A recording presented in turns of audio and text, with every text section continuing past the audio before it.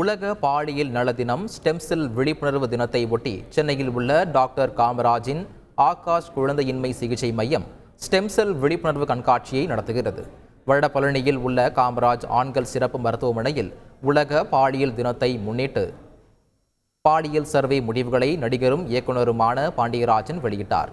இதைத் தொடர்ந்து பேசிய டாக்டர் காமராஜ் கடந்த காலத்தை ஒப்பிடும்போது தற்போது குழந்தையின்மை அதிகரித்து வருவதாக தெரிவித்தார்.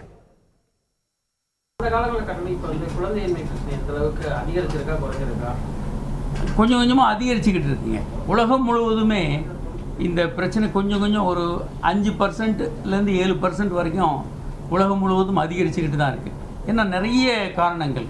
முன்ன கல்யாண வயதிப்போ மகாத்மா காந்தி, மகாகவி பாரதி எல்லாம் 12-13 வயதில் திருமணமாகி 14 வயதுக்குள்ளே முதல் குழந்தை பெற்றவங்க.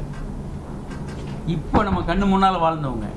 ஆனால் இந்த ஜென்ரேஷனில் அது நல்ல ஒரு மாற்றம் தான். 20-25 ஆச்சு. இப்போ அது தாண்டி போய் 30-35 போகுது. செய்திகளை உடனுக்குடன் தெரிந்து கொள்ள உடனே சப்ஸ்கிரைப் பண்ணுங்க.